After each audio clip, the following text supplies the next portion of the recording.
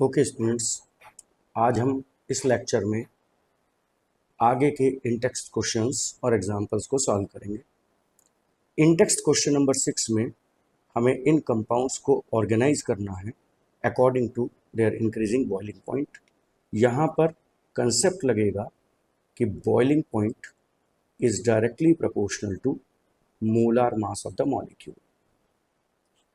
हम इन मॉलिक्यूल्स के स्ट्रक्चर बनाएंगे। ब्रोमोमीथेन का स्ट्रक्चर बनेगा CH3Br, ब्रोमोफॉर्म का स्ट्रक्चर बनेगा CHBr3, क्लोरोमीथेन का स्ट्रक्चर बनेगा CH3Cl और डाइब्रोमोमीथेन का स्ट्रक्चर कह लीजिए फार्मूला बनेगा CH2Br2। अब अगर हम इनको मोलार मास से अरेंज करें तो CHBr3 का मोलार मास इन सब में हाईएस्ट है। दूसरे नंबर पर second highest molar mass CH2Br2 का है। Third highest molar mass CH3Br का है और मिनिमम सबसे कम मोलार मास CH3Cl का। तो चाहे अब हम इन एलिमेंट्स को इंक्रीजिंग मोलार मास में लगा दें या इंक्रीजिंग बॉइलिंग पॉइंट में, एक ही बात है क्योंकि दोनों डायरेक्टली प्रोपोर्शनल है। तो सबसे पहले हम CH3Cl को लगाते हैं, इसका बॉइलिंग पॉइंट सबसे कम है। दूसरे नंबर पर बॉइलिंग पॉइंट CH3Br का कम है। तीसरे नंबर पर बॉइलिंग पॉइंट CH2Br2 का कम है और सबसे ज़्यादा बॉइलिंग पॉइंट CHBr3 का है। तो इसके पीछे हमने क्या कंसेप्ट लगाया? Maximum molar mass, maximum boiling point और यहाँ मिनिमम मोलार मास और मिनिमम बॉइलिंग पॉइंट। तो ये क्वेश्चन हमारा सॉल्व हो गया है। हम नेक्स्ट क्वेश्चन पर चलते हैं। इसी क्वेश्चन का सेकंड पार्ट है, इन तीनों को अकॉर्डिंग टू बॉइलिंग पॉइंट लगाना है। ठीक है ना? According to increasing boiling point organise करना। पहले स्ट्रक्चर बनाएंगे। 1 क्लोरोप्रोपेन का स्ट्रक्चर ये बनेगा। आप इसको कंडेंस करके भी लिख सकते हैं, H और H। तो आप इसको ऐसे भी लिख सकते हैं CH3 CH2 CH2 Cl। Isopropyl chloride का स्ट्रक्चर बनेगा, 3 कार्बन होंगे और यहाँ पर क्लोरीन का एटम होगा। तो अगर हम इसको पूरा कर दें तो ये बन गया CH3 Cl CH और CH3। और 1 क्लोरोब्यूटेन हम 4 कार्बन बनाएंगे क्योंकि रूट वर्ड ब्यूटेन है और फर्स्ट पोजीशन पर क्लोरीन एटम है। ये CH3, ये CH2, ये CH2 और ये CH3। अब यहाँ कंसेप्ट लगेगा मोलार मास और ब्रांचिंग का। मोलार मास जितना ज़्यादा होगा बॉइलिंग पॉइंट उतना ज़्यादा होगा। तो इसका मैक्सिमम मोलार मास है तो इसलिए इसका मैक्सिमम बॉइलिंग पॉइंट है। अब अगर इन दोनों को कंसिडर करें हम, इसको और इसको, दोनों का सेम मोलार मास है। दोनों का क्या सेम है? Same molar mass. तो बॉइलिंग पॉइंट उसका ज़्यादा होगा जिसमें ब्रांचिंग कम है और बॉइलिंग पॉइंट उसका कम होगा जिसमें ब्रांचिंग ज़्यादा है। तो अब कंसेप्ट लग जाएगा कि boiling point is inversely proportional to branching. तो आप देख रहे हैं कि इसमें ब्रांचिंग ज़्यादा है तो minimum boiling point isopropyl chloride का रहेगा। उसके बाद दूसरे नंबर पर बॉइलिंग पॉइंट प्रोपाइल क्लोराइड का रहेगा या क्लोरोप्रोपेन का रहेगा और सबसे ज़्यादा बॉइलिंग पॉइंट रहेगा 1 क्लोरोब्यूटेन का। ओके, ये 2 है बेटा, इसको देख। चलिए एग्जाम्पल 5 को दोबारा से करते हैं। एग्जाम्पल 5 में आपसे कहा गया है कि हेलो एल्केन्स जब KCN के साथ रिएक्ट करेंगे तो एल्काइल साइनाइड बनाएंगे।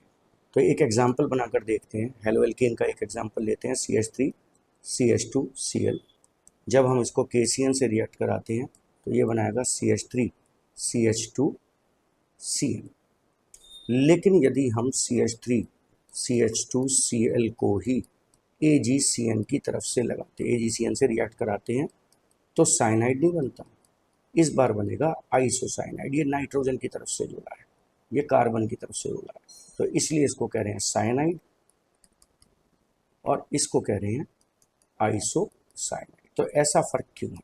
एक छोटी सी बात मैं तुम्हें यहाँ बताना चाहूँगा, सिल्वर नाइट्रोजन की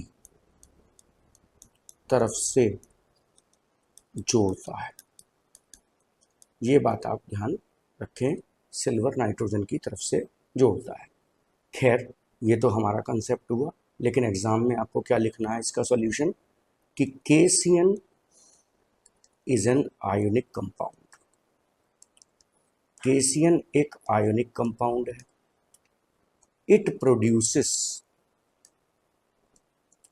CN negative ion which attacks CN negative ion attacks due to its negative charge। CN negative ion अपने नेगेटिव चार्ज की वजह से अटैक करता है, लेकिन यहां पर AgCN is a covalent compound, ये कोवेलेंट कंपाउंड है, इट अटैक्स ड्यू टू, अब इसके पास चार्ज तो बनेगा नहीं, lone pair of electron on nitrogen atom. जो नाइट्रोजन एटम के पास लोन पेयर है, ये उस लोन पेयर की वजह से न्यूक्लियोफाइल का काम करेगा। तो ये न्यूक्लियोफाइल का काम किसकी वजह से कर रहा है, नेगेटिव चार्ज की वजह से। ये न्यूक्लियोफाइल का काम किसकी वजह से कर रहा है, इलेक्ट्रॉन के पेयर की वजह से। ओके, नेक्स्ट क्वेश्चन पर आते हैं। एग्जाम्पल 6 है, इसमें पूछा गया है कि इनमें से कौन सा कंपाउंड SN1 रिएक्शन फास्ट देगा। तो इसके लिए हम थोड़ा सा डार्क कलर का मार्कर इस्तेमाल कर लेंगे। देखिए SN2 में मैंने आपको बताया था कि SN2 रिएक्शन में स्टेरिक हिंड्रेंस से प्रोसेस स्लो हो जाता है। तो हम यहाँ लिखेंगे rate of SN2 reaction is inversely proportional to steric hindrance. अब देखो steric hindrance tertiary haloalkane में ज़्यादा होती है, सेकेंडरी में कम होती है और प्राइमरी में कम। तो ये किस चीज़ का ऑर्डर है, ये है ऑर्डर ऑफ स्टेरिक हिंड्रेंस। ठीक, तो यहाँ पर ये कार्बन जिससे हेलोजन जुड़ा है ये कार्बन प्राइमरी है, और यहाँ पर ये कार्बन जिससे हेलोजन जुड़ा है ये सेकेंडरी है। तो सेकेंडरी वाले में स्टेरिक हिंड्रेंस ज़्यादा है, प्राइमरी वाले में स्टेरिक हिंड्रेंस कम है। तो इसमें क्योंकि स्टेरिक हिंड्रेंस कम है, तो इस वजह से rate of SN2 reaction will be fast. Okay, कम भीड़ भाड़ है तो इसमें फास्ट हो। अब इन दोनों में जाएं तो क्या कंसेप्ट लगेगा, आयोडीन का एटम बड़ा है, बड़ा बॉन्ड बनाता है एज कंपेयर टू क्लोरीन, तो इसमें यहाँ फास्ट होगा। तो इसमें क्या कंसेप्ट लगाएंगे, due to greater bond length and lesser stability of carbon iodine bond. हम ऐसा कह सकते हैं, बड़ा बॉन्ड कमजोर बॉन्ड, जल्दी टूटेगा और जल्दी रिएक्ट करेगा। ये SN1 SN2 पे दोनों पे अप्लाई होता है, बड़ा बॉन्ड कमजोर बॉन्ड, जल्दी टूटेगा जल्दी रिएक्ट करेगा। नेक्स्ट है, आपको चारों आइसोमेरिक ब्रोमोब्यूटेन पहले तो बनानी है और फिर उनका रिएक्टिविटी का ऑर्डर डिस्कस करना है according to SN1 and SN2 reaction.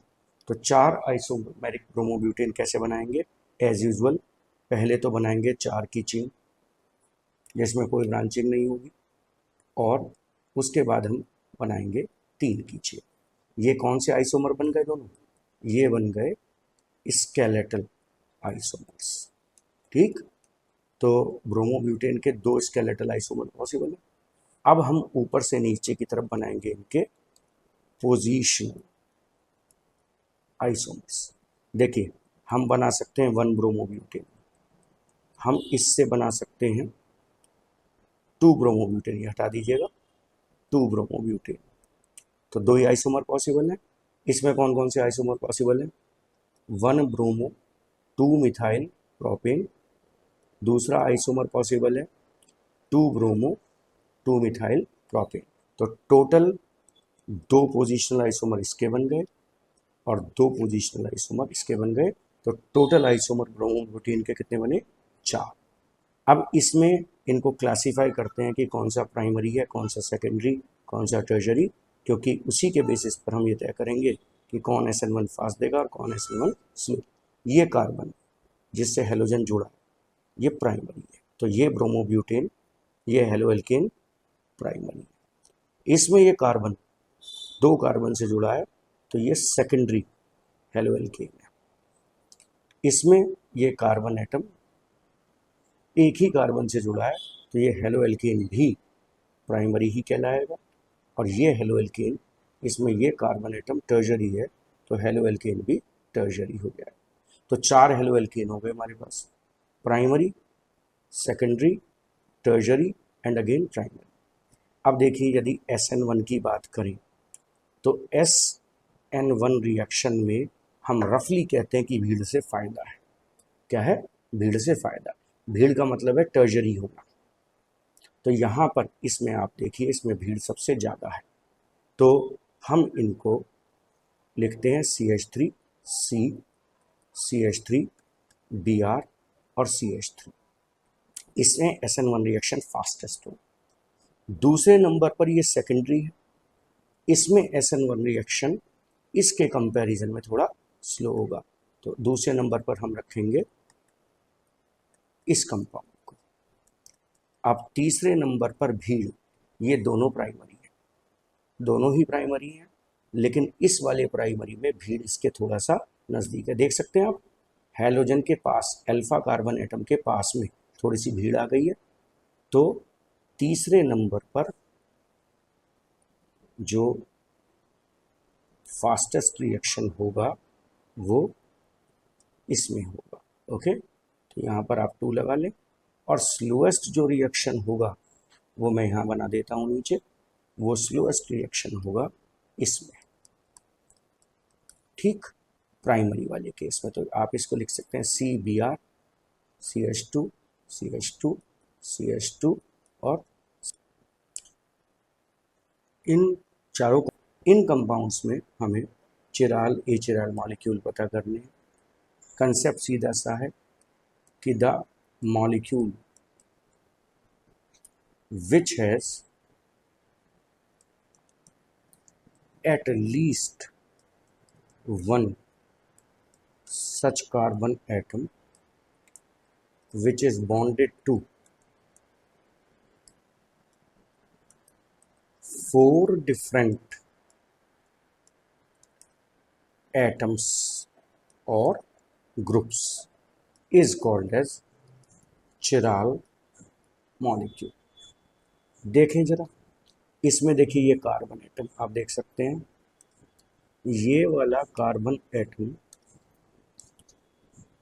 4 अलग अलग एटम ग्रुप से जुड़ा हुआ है। एक तरफ हाइड्रोजन, एक तरफ CH3, एक तरफ Br है और एक तरफ OH।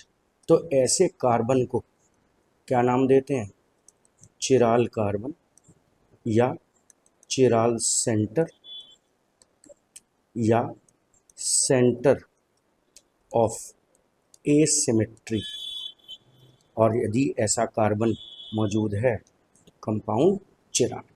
ये कंपाउंड चिराल है, ये कंपाउंड चिराल नहीं है, क्योंकि ये दोनों ब्रोमीन ग्रुप एक से आ। अब इसमें देखा जाए सेकंड पार्ट में, तो इसमें ये कार्बन एक तरफ OH ग्रुप जुड़ा है, एक तरफ H जुड़ा है, एक तरफ मिथाइल चेन है, और ये पूरी की पूरी प्रोपाइल चेन है। कौन सी चेन है? Propyl chain. तो इसमें ये कार्बन एटम चारों अलग अलग एटम्स ग्रुप से जुड़ा है, तो इसलिए ये वाला मॉलिक्यूल चिराल है। इसमें देखा जाए तो ये दोनों ग्रुप इथाइल ग्रुप है, ये भी इथाइल, ये भी इथाइल, तो इसमें चिरालिटी ऑब्जर्व नहीं की जाएगी। तो कौन कौन से मिल गए आपको चिराल कंपाउंड? इसका फर्स्ट पार्ट ये चिराल है और इसका भी ये वाला पार्ट चिराल है।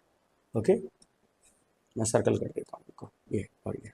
Okay, next, chlorine is an electron withdrawing group yet it is ortho para directing in electrophilic aromatic substitution 1।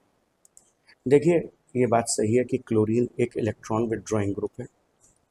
Chlorine electron pairs को अपनी तरफ खींचता है, इलेक्ट्रॉन विथड्रॉइंग ग्रुप। लेकिन समस्या क्या है कि ये बेंजीन का रिंग, ये जो बेंजीन का रिंग है, ये अपने आप में एक ज़बरदस्त इलेक्ट्रॉन विथड्रॉइंग ग्रुप है। ठीक, तो हम कहेंगे कि benzene ring is also electron withdrawing group. लेकिन इस खींचातानी में बेंजीन भारी पड़ जाता है, तो नेट मूवमेंट का जो इलेक्ट्रॉन्स का है वो किसकी तरफ होता है, वो बेंजीन की तरफ होता है। तो हम यहाँ कहेंगे electron withdrawing strength of benzene ring is much greater than halogen atom. So net movement of electrons या इलेक्ट्रॉन पेयर कह लीजिए takes place towards benzene ring. So as a whole, chlorobenzene is ortho para directive. Chlorine ने कोई कसर नहीं छोड़ी इसको Meta बनाने में, लेकिन क्लोरीन का जोर नहीं चला, उसको किसने पटक दिया, बेंजीन के रिंग ने उसको पटक दिया और नेट इफेक्ट हो गया ऑर्थोपैरा डायरेक्टिव। इस क्वेश्चन में कौन सा alkyl halide SN2 reaction fast देगा, कौन सी रिएक्शन है इसमें, SN2। अब मैंने बताया SN2 में भीड़ से क्या है, नुकसान है। ये प्राइमरी है, ये आप देख सकते हैं सेकेंडरी है। इसमें स्टेरिक हिंड्रेंस कम है, इसमें स्टेरिक हिंड्रेंस कम है, भीड़ कम है, इसमें SN2 रिएक्शन फास्ट है। अब सेकंड एग्जाम्पल पर जाएं, यहाँ पर सेकंड पार्ट पर जाएं इसके, यहाँ ये कार्बन सेकेंडरी है और ये यहाँ ये कार्बन टर्शरी है। तो सेकेंडरी वाली में स्टेरिक हिंड्रेंस इस बार यहाँ कम है और SN2 रिएक्शन फास्ट है। इसमें ये भी प्राइमरी और ये भी प्राइमरी। अब हम फंस गए, दोनों प्राइमरी हैं, क्या किया जाए। देखो दोनों प्राइमरी तो हैं, और इसमें देखो ये भीड़ जो आपको दिखाई दे रही है CH3 की भीड़, ये आपके अल्फा कार्बन से दूर है, और इसमें ये जो CH3 की भीड़ है आपके अल्फा कार्बन के पास है, तो इसलिए इसमें भी रेट ऑफ रिएक्शन इसमें फास्ट होगा। मैंने बताया था आपको तीन चीज़ें देखनी होती हैं किसी भी इफेक्ट के लिए, कौन सा ग्रुप है, कहाँ पर ग्रुप है और कितने ग्रुप है। तो यहाँ पर कौन सा कंसेप्ट लगा, कहाँ पर ग्रुप है, यहाँ मिथाइल ग्रुप दूर है, यहाँ मिथाइल ग्रुप पास है।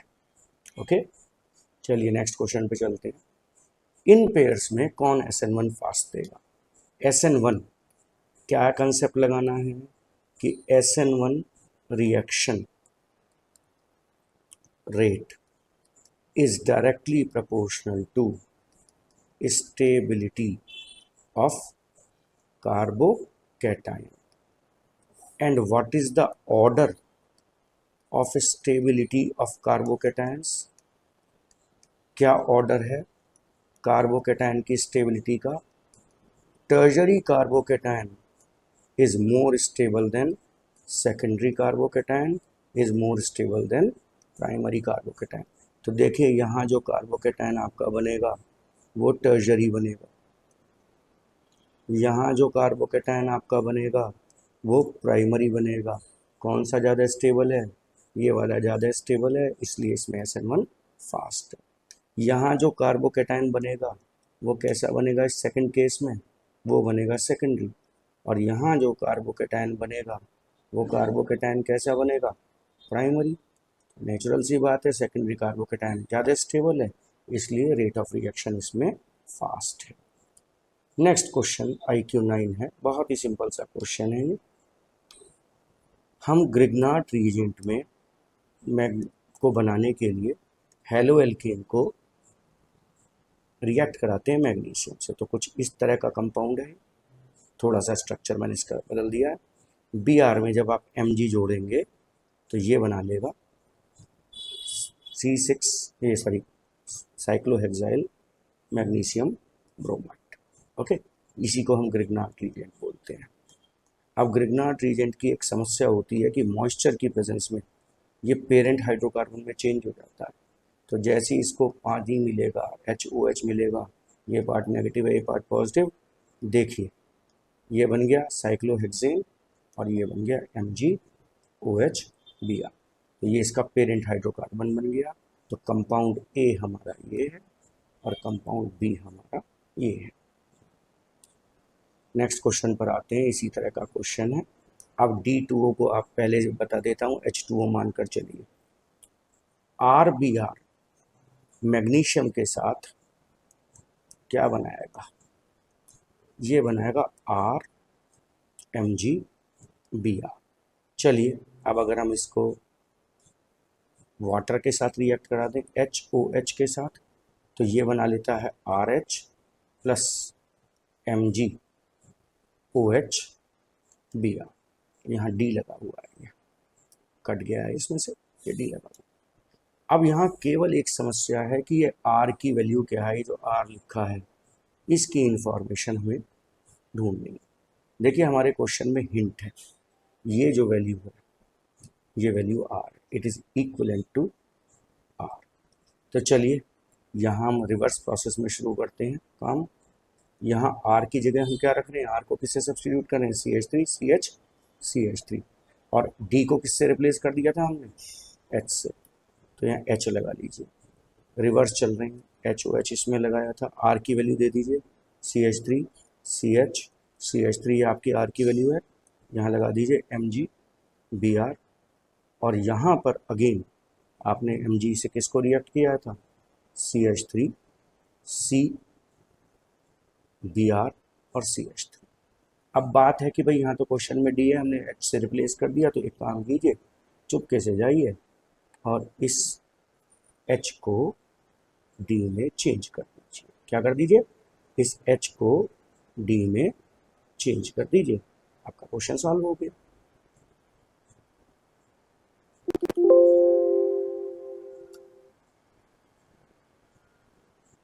नेक्स्ट क्वेश्चन पर जाते हैं।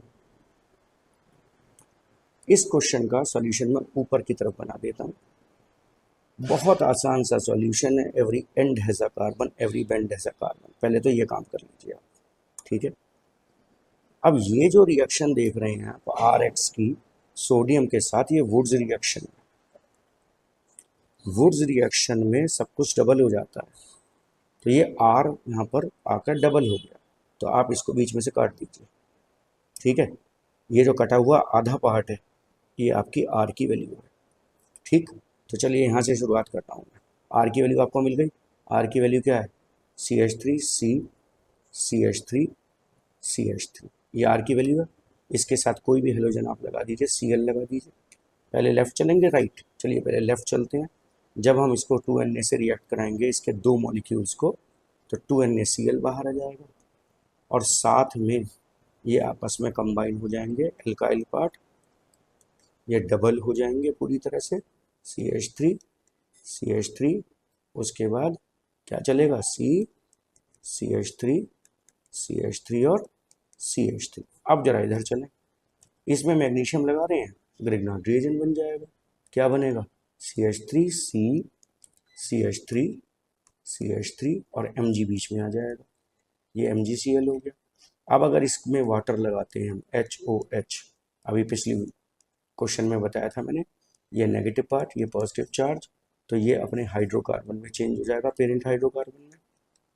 ओके, इसका पेरेंट हाइड्रोकार्बन ये बन जाएगा और साथ में बनेगा MgOHCl। तो आपका ABCD पार्ट अगर आपने लिखना हो तो आप इसमें से देख सकते हैं, दिस पार्ट इज E, जो आप ढूंढ रहे हैं दिस पार्ट इज E।